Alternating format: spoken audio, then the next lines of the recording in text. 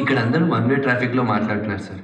అసలు love success అయినా failure అయినా దాంట్లో ఆడ మగ్గ ఇద్దరి పాత్ర సమానంగా ఉంటుంది. ఫర్ ఎగ్జాంపుల్ నా సంగతి తీసుకోండి. నా చిన్నప్పుడు 10 ఏళ్ల వయసులో నేను ఒక 8 ఏళ్ల అమ్మాయితో క్లోజ్గా ఉండేవాడిని.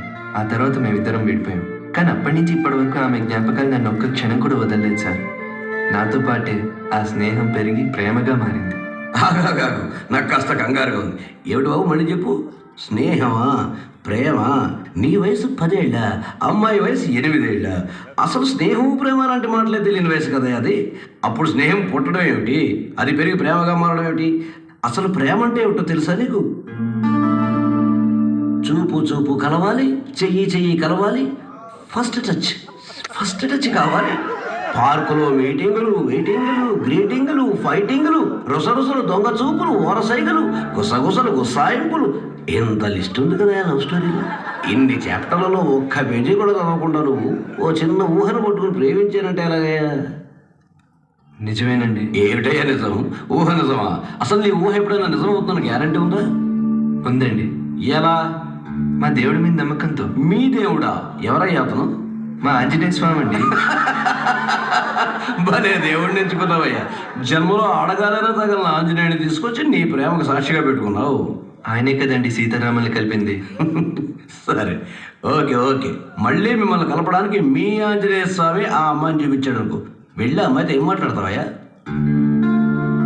అప్పుడు నాకు ఏ మాటలు రావండి. అప్పుడు రావయ్యా, అనుకోవడానికే ఇప్పుడు వచ్చు కదా. ఏం మాట్లాడతావు చెప్పు.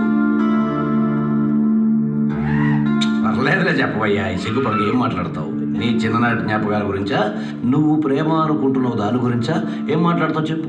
చెప్పవయ్యా, నీ చిన్ననాటి స్నేహితురాలు ఎదురైతే ఆమెతో ఏం మాట్లాడతావు? చెప్పమ్మా, చెప్పు. చెప్పనండి. ఏం చెప్పవు? నేనెవరో చెప్పనండి. మీరే కదండి అన్నారు, ప్రేమ అంటే దొంగ చూపులు, ఫస్ట్ టచ్లు, గుసగుసలు, రుసరుసులు అని. అవన్నీ చేస్తాను.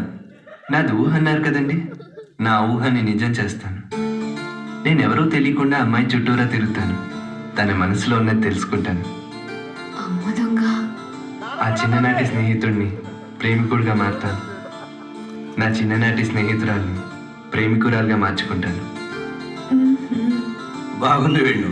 నీ ఆశలు ఆలోచనలు వింటుంటే వేణుగాను వినంత తీయగా ఉంది. నీ చిన్నప్పటి జ్ఞాపకాల్లో అలాంటి ఒక తీయని జ్ఞాపకం ఉంటే మా అందరి కోసం చెప్పు.